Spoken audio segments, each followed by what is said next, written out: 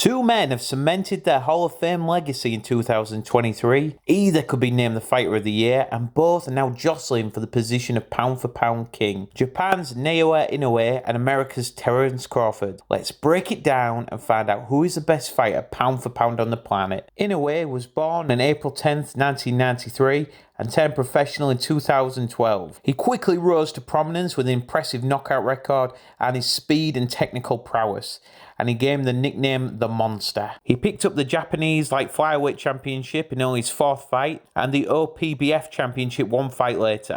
In only his sixth fight, he destroyed Adrian Hernandez in 6 rounds to win the WBC light flyweight title.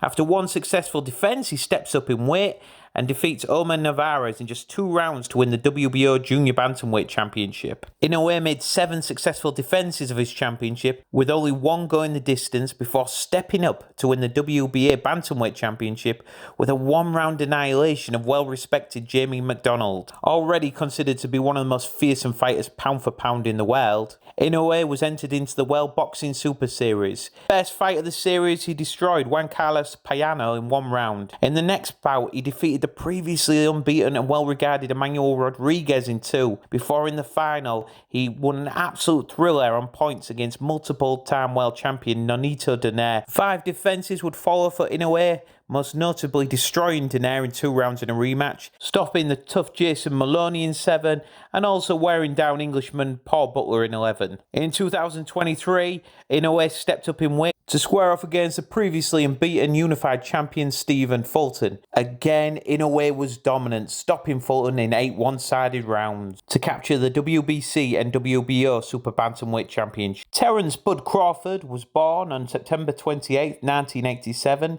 in Omaha, Nebraska.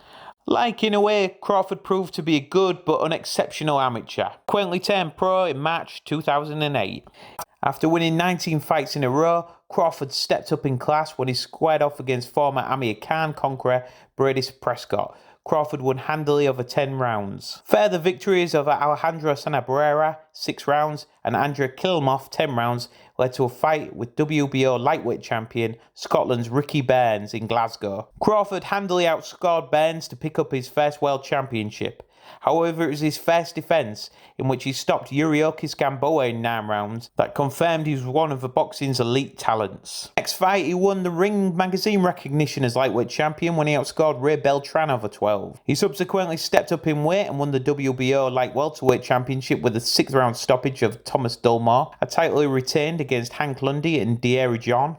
Would then win Ring and WBC recognition as light welterweight champion when he soundly outscored Victor Postal over 12 rounds. After stopping Jean Molina Jr. in 8 rounds and Felix Diaz in 10, he destroyed WBA and IBF champion Sindongo in 3 rounds to confirm his dominance of the division. Stepping up to welterweight, Crawford easily outclassed Manny Pacquiao conqueror Jeff Horn in 9 rounds to win the WBO welterweight championship. He defended his new honours against Jose Benavidez Jr., who he stopped in 12, Amir Khan, who he stopped in 6, before having a tough fight when he stopped Edijukas Kavalakas in 9 rounds. Former IBF welterweight champion Kell Brook was swept aside in 4, Sean Porter was dropped twice and stopped in 10, and David Avassian was stopped in 6, before Crawford confirmed his greatness when picking apart and destroying Errol Spence Jr. in 9 rounds, winning the WBA, WBC, IBF and vacant ring welterweight championships with a victory. Both men have achieved great things in boxing.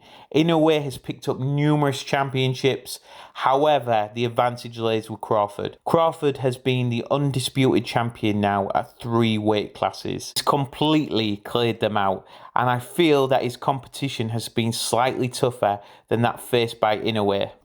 I also feel that Crawford's best win against Spence Jr. is simply a better win than Inoue's victory over Fulton. Next up, let's have a look at the skills and attributes of these two great fighters. Inoue is an explosive puncher. He switches from head to body and he darts in and out, uses angles. He has tremendous foot speed, tremendous timing. His positioning is on point and he carries that power late into the fight. He also sets a high pace. Crawford is a master boxer with exquisite timing and accuracy. He's also a savage puncher with both hands. His jab alone was destroying the normally tough and durable Errol Spence Jr. He is a tremendous finisher, but he certainly gets hit with more shots than Inoue does. However, he's shown an iron and an unflappable nature when he's been put under pressure, and he simply puts his foot on the gas and takes the play away from his opponents whenever he has been under pressure. This is very debatable, but I am going to side with Inoue on this category, simply because I feel that Inoue gets hit with less shots. The next category, which of these men is tougher? During Inoue's fight in 2019 with Nonito Donaire, he suffered a broken orbital bone and fought through to win on points. This is almost... Crawford has certainly had to shake off more power punches over the course of his career than Inoue has, notably from the likes of Yuriorkis Gamboa. Crawford was also behind on points against Sean Porter. Upon learning he was losing the fight to Showtime Sean, Crawford put his foot down on the gas, scored 2 knockdowns and scored a 10th round stoppage of his rival. This is a tough one, but I feel that Crawford is tougher. So which of these two should be the pound for pound king?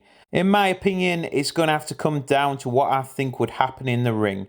If these two men are in the same weight class, I feel that Inoue scores the victory, be it a late stoppage or on points. Let me know who you think is the pound for pound king. Also, don't forget to like and subscribe.